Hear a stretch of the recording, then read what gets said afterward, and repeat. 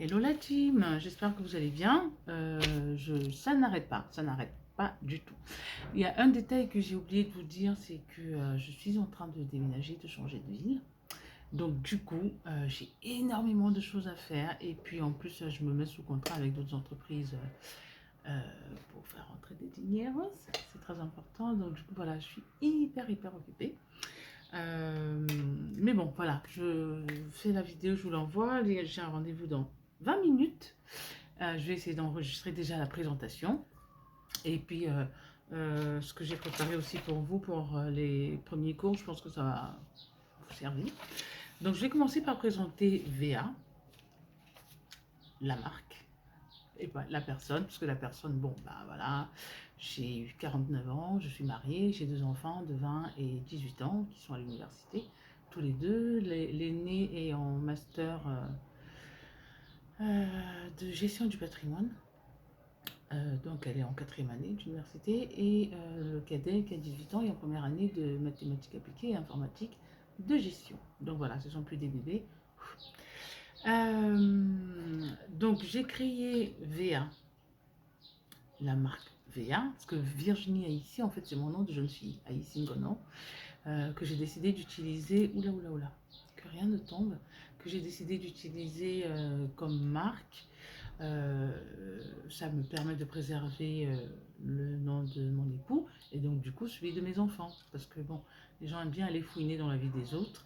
Et comme je savais qu'un jour j'allais devenir une grande star, je me suis dit, je préfère pas qu'on embête le reste de ma famille. Donc voilà, et ça a très bien marché jusqu'à présent. Parce que les gens ils ont fouiné comme ils ont voulu, mais ils n'ont rien trouvé sur moi. Donc j'ai créé VA en 2009 sur un coup de tête. Je n'étais pas du tout destinée à ce métier-là. J'étais responsable export, import-export pour une grande société. On travaillait dans un open space avec la styliste de l'entreprise et plein d'autres services. En fait, on était dans un très grand espace ouvert et donc chacun voyait comment travaillait l'autre. Et je voyais comment travaillait la styliste et je me disais, mon Dieu, si c'est ça être créatrice, mais moi je vais être créatrice. Parce que en fait, ce qu'elle faisait, c'est quoi? C'est que elle était abonnée à tous les magazines de mode. Et quand les magazines arrivaient le matin, elle ouvrait et puis elle choisissait des photos qu'elle découpait. Voilà, elle prend un pantalon Dior dans un magazine, une veste Yves Saint Laurent dans un autre magazine, un top Zara dans un troisième. Elle rassemble les trois. Allez, hop, elle montre à la directrice. Elle dit voilà, je trouve que ce style-là, il est bien. On envoie à l'usine, on fait fabriquer. Allez, hop, elles envoient à l'usine et elles vont fabriquer. Et ça arrive, elles font venir les clients en disant voilà, nous on a créé de nouveaux modèles. Parce que je vous explique comment fonctionnait cette entreprise-là.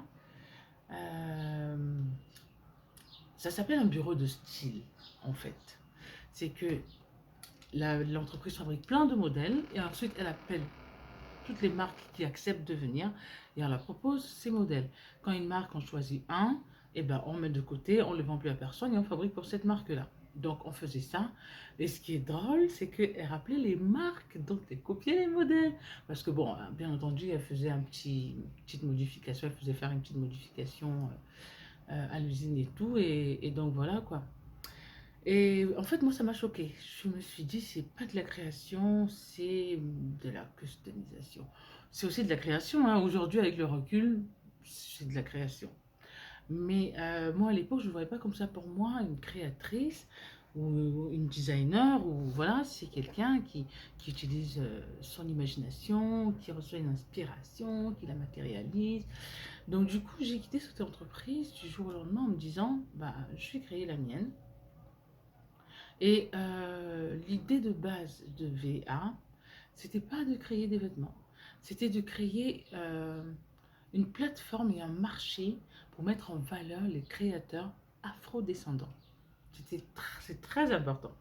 L'idée de base, c'était en fait de devenir commercial pour les créateurs afro-descendants qui font des produits de qualité. Donc du coup, j'ai fait un peu le tour de Paris et sur les réseaux sociaux. J'ai repéré les personnes qui m'intéressaient. Euh, j'ai pris rendez-vous avec certaines. D'autres m'ont dit ah ben non, tu viens pour nous copier. Je leur dis mais non, mais je suis pas du tout du domaine. Moi, je suis plutôt dans la commercialisation, dans l'import, dans l'export. dans le marketing. Et en fait, ce que je voudrais faire, c'est organiser des ventes privées où il y aurait vos créations exposées bas, comme un magasin, comme la boutique, là où vous êtes maintenant, à Yaoundé. Euh, alors, ce qui est important pour moi, c'était qu'ils cousent vraiment leur création. Parce qu'il y en a plein qui achètent des trucs et puis après qui vont rajouter deux, trois boutons, trois guirlandes et qui font oh, waouh! Je suis un grand créateur. Donc, ils m'ont tous assuré, ceux qui ont accepté d'adhérer au concept, ils m'ont tous assuré qu'ils cousaient. J'organise donc ma première expo-vente en plein cœur de Paris, en face du musée Grévin. Vous allez regarder sur Google, c'est vraiment au cœur de Paris.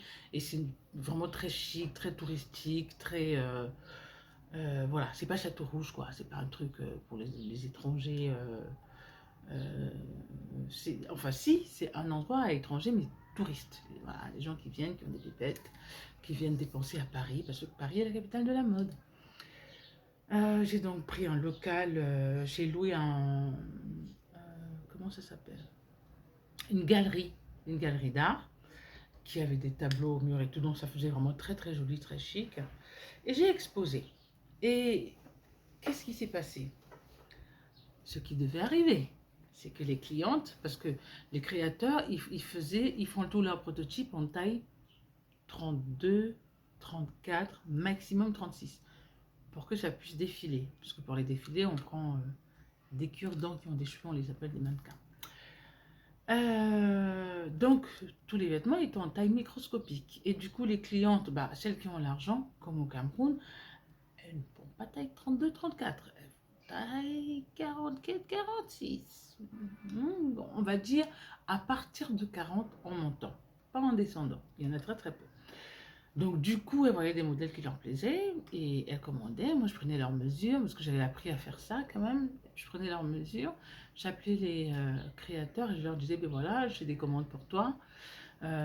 J'ai donné comme délai à la cliente une semaine ou 10 jours, je sais plus, je crois que je disais 10 jours ou 3 semaines. Ça te laisse le temps de coudre et que je vienne chercher et que je lui livre. Et là, surprise! Ah, mais moi je coupe pas. Ah, mais tu ne coupes pas. Mais on va faire comment? J'ai pris la compte de la cliente. J'ai pris la commande de la cliente, j'ai confirmé, on fait comment? Ah mais moi je sais pas, parce que moi mes couturiers ils sont occupés en ce moment, blablabla. Donc du coup j'ai dû moi aller chercher une couturière, lui donner le prototype, lui donner les mesures, la payer pour qu'elle reproduise les modèles qui avaient été commandés. Et j'ai livré aux clientes. Donc du coup, c'est moi qui ai encaissé. Je leur ai donné un petit peu parce que bon, voilà, le modèle de base, c'est eux qui l'ont fait, c'est eux qui l'ont pensé. Mais ça me posait problème parce que du coup, j'étais dans de la reproduction non autorisée. Et même si elle était autorisée, c'est pas ce que je voulais faire. Moi, je n'étais pas là pour commencer à suivre des travaux de couture parce que suivre une couturière, elles sont pareilles, hein. Enfin, les couturiers et les couturières sont pareils dans le monde entier. C'est-à-dire que tu travailles sur ta commande quand tu es devant lui ou elle. Dès que tu tournes le dos, il passe à autre chose en se disant ah ben, je suis déjà en retard sur plein d'autres trucs de depuis longtemps. Bref, c'était des mots de tête.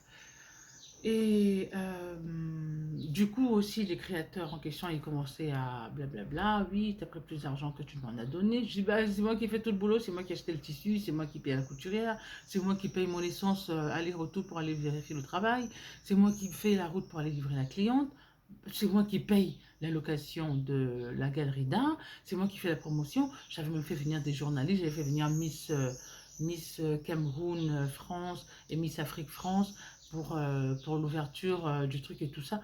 Aucun créateur n'est venu. Donc voilà, j'ai trouvé qu'ils n'étaient pas sérieux du tout.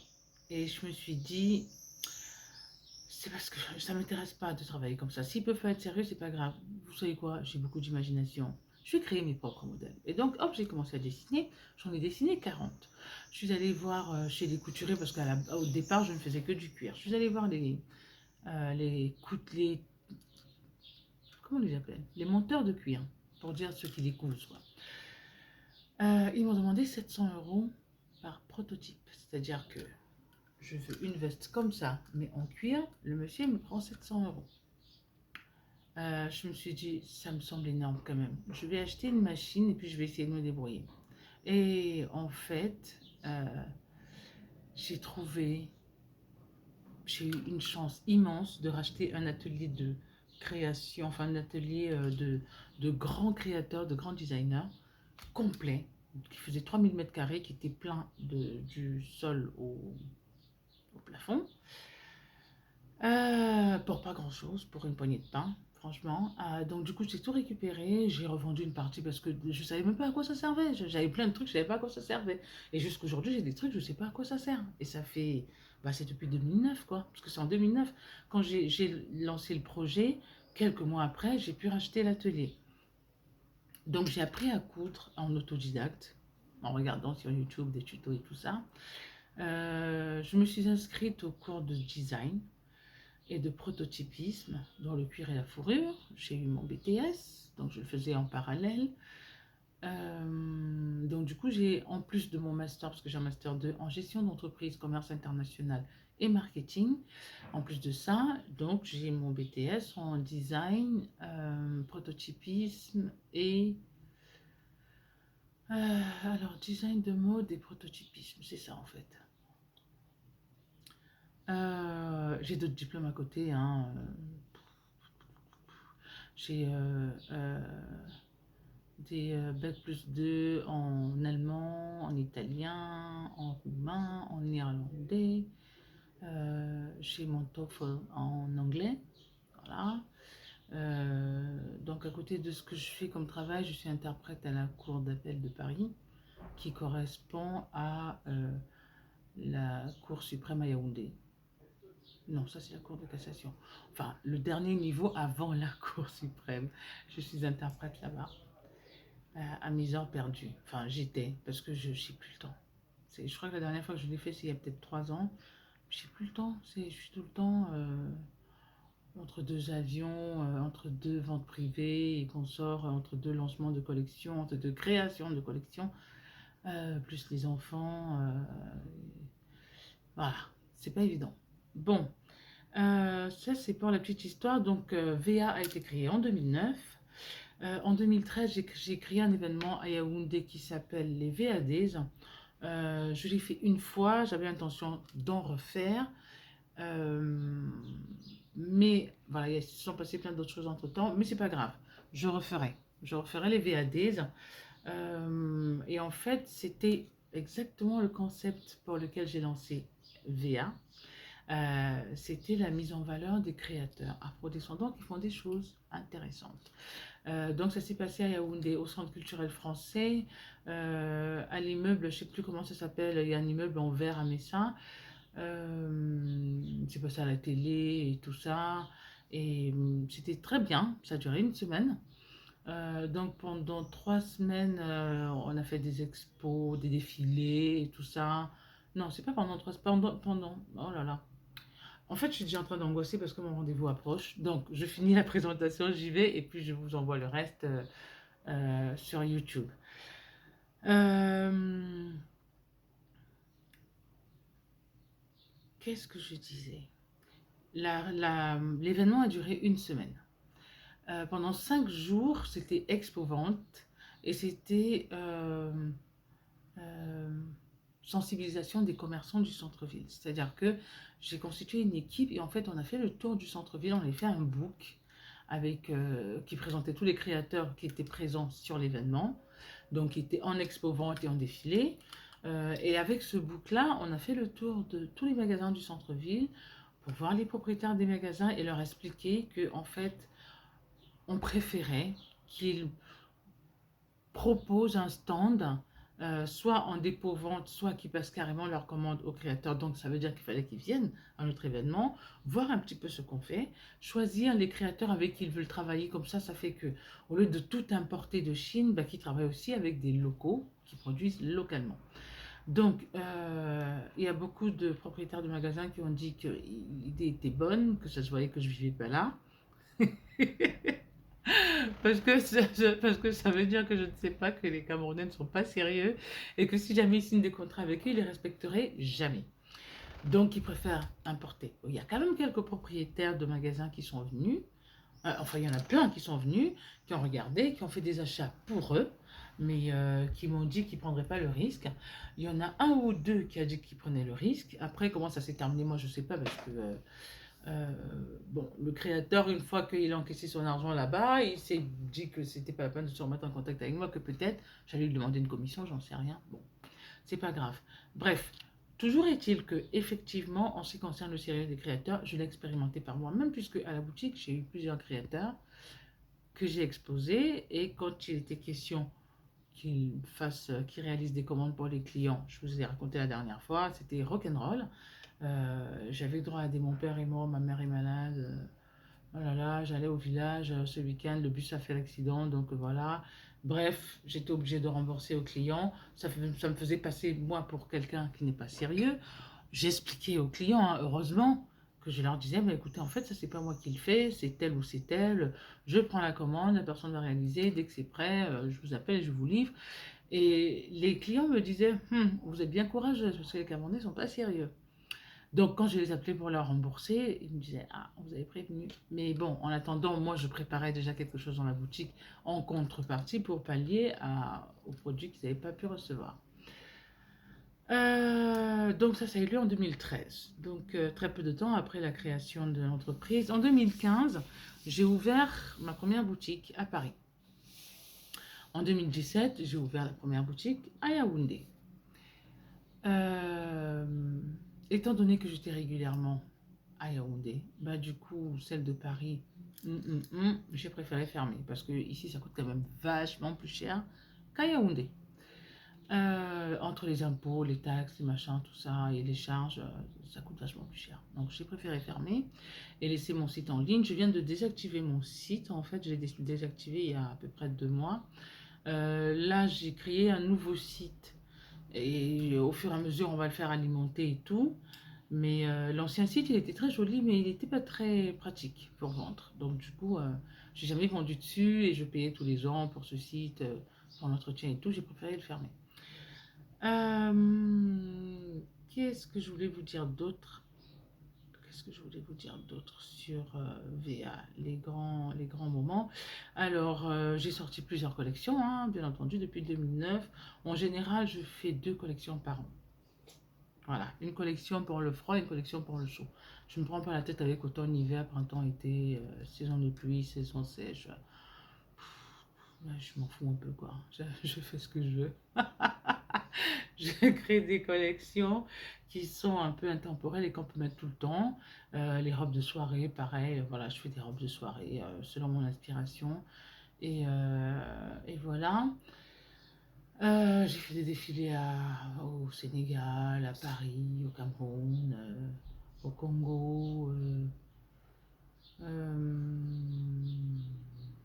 Voilà, voilà. J'ai une notoriété qui s'installe tranquillement.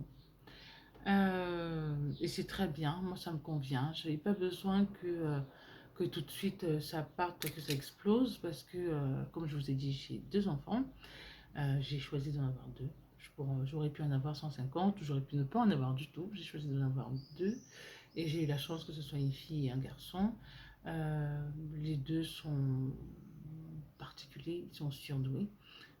Ce qui sous-entend que ils ont besoin d'un accompagnement spécial parce qu'ils sont en avance sur beaucoup de choses, ils sont hypersensibles sur beaucoup de choses, et donc il fallait les aider à s'intégrer dans la société sans que ce soit violent. Voilà. Parce que quand on se retrouve, bah, là par exemple, ma fille est née, elle a 20 ans, elle est en 4e année d'université.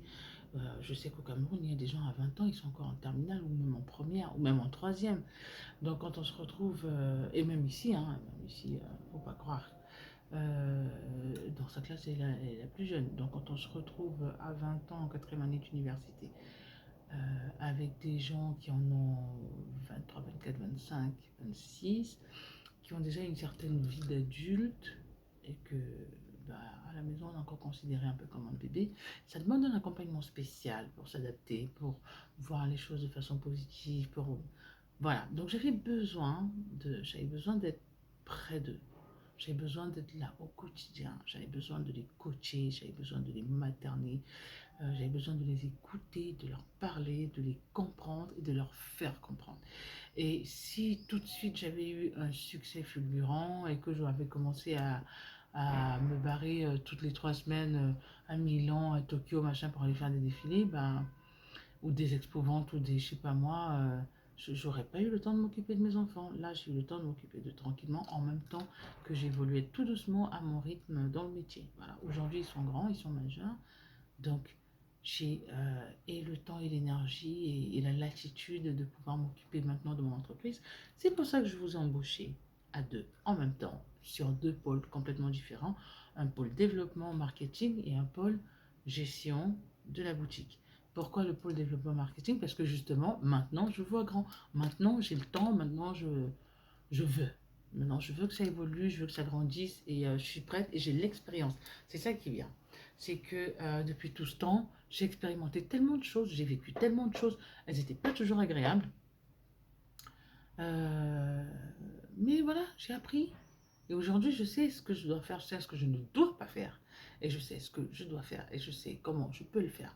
Et là, bah, avec vous, je pense on va y aller bien et, et que on va y arriver, mais vraiment. Et moi, je suis sûre, là, on est en milieu d'année, je suis sûre qu'en décembre, vous serez trois. Donc voilà, ça c'était pour la petite présentation de Virginia ici. La marque, ça c'était pour l'entreprise. Maintenant, la marque et l'esprit. Moi, je fais des choses plutôt élégantes. Euh, je reste dessus, j'ai beaucoup travaillé le cuir, la fourrure, la soie, la dentelle. Mais quand je parle de dentelle, je parle de la dentelle de qualité, de la dentelle de soie, de la dentelle de coton. C'est comme ça que je me suis fait connaître. Je me suis fait connaître vraiment par des matières précieuses. À la boutique, il y en a quelques-unes. Il y a quelques robes 100% soie que j'ai faites. Euh, vous pourrez regarder le travail et tout, comment il est fait. Voilà. Euh, j'ai fait mon travail avec beaucoup d'amour. J'ai appris à faire mon travail. Euh, Comme je vous ai dit, je suis autodidacte sur la couture. Donc j'ai dû prendre tout le temps qu'il me fallait pour apprendre à coudre parfaitement et que personne n'imagine une seule fois que je n'ai jamais pris de cours de couture. Si je vous dis qu'aujourd'hui je suis sollicitée par des écoles, il y a des écoles où je donne des cours. Je suis sollicitée par des écoles pour donner des cours.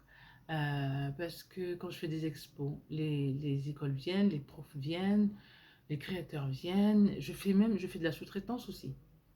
Je ne donne pas que des cours, je fais aussi de la sous-traitance pour d'autres maisons de couture. Par exemple, je fais des robes de mariée pour euh, une dame qui dit qu'elle coud, mais bon, voilà. Elle vend des robes de mariée, je fais des robes de mariée pour elle. Il y en a une autre, je fais des robes de gala pour elle. Il y a une dame qui fait de la location de tenues de gala. Donc elle aussi, je couds pour elle. Qu'est-ce que je fais d'autre? Je fais de la peinture. Je vous ai montré deux, trois tableaux. J'en ai une dizaine à peu près. J'écris. Voilà, donc je fais beaucoup de choses. Et je cuisine. Je fais de la cuisine créative aussi. Mais bon, ça, il y a beaucoup de choses que je commercialise pas encore. Pour le moment, ce que je commercialise, ce sont les bijoux, les vêtements et la confection sur mesure de sacs, de chaussures, de ceintures. Voilà. Pour ce qui est des prix, j'essaye d'avoir des prix qui en même temps me permettent de gagner ma vie, me permettent de racheter des matières, me permettent de payer mes charges, me permettent de pouvoir vous payer. Le problème, c'est que quand vous arrivez, vous avez vu, la boutique, ce qui est exposé, c'est tout ce qu'il y a. Il n'y a pas de stock ailleurs, il n'y a que ça. Je ne fais pas d'import-export de Chine. Donc, si je fais un sac, faire un sac me prend 3 semaines. D'accord? Je fais un sac. Il me prend 3 semaines. Moi, je facture mon travail 25 euros de l'heure. J'ai pas pris ma calculatrice, mais 25 euros de l'heure, je facture mon travail. Donc, si vous multipliez les 25 euros de l'heure par 7 heures de travail, multiplié par 6 dans la semaine, et ensuite multiplié par 3 le prix qui est affiché en magasin, c'est n'importe quoi. Ça ne me rapporte pas. Je n'ai jamais, ça fait Mon entreprise est créée depuis 2009. On est en 2022. Je n'ai jamais eu de salaire de mon entreprise. À un moment, il est temps que mon travail me rapporte. Donc, quand vous me dites que les gens crient les prix, je vous rappelle encore une fois que les personnes qui passent devant la boutique ne sont pas nos clientes. Les personnes qui passent devant la boutique, qui prennent le taxi et qui vont dans les quartiers à côté, ce ne sont pas nos clients. S'ils ne sont pas en mesure de voir la valeur d'un sac en cuir, une pièce unique qui n'est vendue que 100 000, s'ils ne sont pas capables de voir cette valeur-là et qui veulent acheter le sac à 10 000, je ne veux plus jamais qu'ils rentrent dans ma boutique. J'espère que vous comprenez ce que je veux dire. C'est-à-dire que j'ai 49 ans, ça fait 13 ans que j'ai créé cette entreprise et ça fait 13 ans que je n'ai pas de salaire. Donc il serait temps que j'ai un salaire. C'est normal. La création d'un modèle, ça demande beaucoup de temps. Je vais vous dire les étapes d'une création. D'abord, il y a l'idée. Après l'idée, il y a le croquis. Après le croquis, il y a le prototype. Et le prototype, je le fais d'abord en tissu. Parce que si je le fais en cuir tout de suite et qu'il est loupé, c'est moi qui perds. Donc je le fais d'abord en tissu. Une fois qu'il est fait en tissu, s'il y a des modifications à faire, je modifie sur le tissu. Une fois que je valide le modèle, je défais. Je repasse le tissu et c'est lui maintenant qui me sert de patron. Et je prends toutes les notes. Toutes les mesures, la moindre mesure entre comment dire, par exemple là, sur cet agenda, vous voyez, il y a des coutures. Eh bien, il y a des coutures. Là, il y a une lanière. OK? Les choses sont faites d'une certaine façon. Dans un produit comme ça, on n'envoie pas juste à l'imprimerie et on dit imprimer. Non, il y a tout un travail à la base qui est fait et il y a un dossier technique qui est constitué où on note tout, mais alors tous les petits détails, c'est-à-dire le nombre de millimètres entre chaque couture, le nombre de centimètres ou de millimètres de longueur de couture, la hauteur des chiffres, la largeur des chiffres, la couleur du ruban, la longueur du ruban, l'emplacement du ruban ici. Ce truc-là, quand on le met, ça s'appelle un bolduc, on le met. Quelle couleur le bolduc? Ici, là, le nombre de centimètres en bordure avant qu'il y ait le papier blanc. Tout est noté dans le dossier technique. Et ben, je fais tout ça. Parce que l'idée est après d'envoyer à l'usine pour que ce soit fabriqué en grande quantité. OK? Tout ça, c'est du temps. Ça me prend au moins un mois. Ensuite, je sors le produit fini. Ça me prend 3 semaines. Donc, ça fait un mois, 3 semaines. Un mois, 3 semaines. Je n'ai pas eu de salaire. OK? Entre-temps, il y a le loyer de la boutique à payer. Il y a l'employé à payer. Il y a les charges de la boutique à payer. Il y a l'entretien de la boutique à payer. Il y a moi qui dois me nourrir. Il y a mon essence que je dois payer, mon assurance de voiture, l'assurance de logement, ma vie de tous les jours que je dois vivre. Dites-vous, je fais comment? Si je mets un mois, si je mets presque 2 mois à fabriquer un sac et que je le vends à 20 000, il est où l'intérêt? Il est où l'intérêt?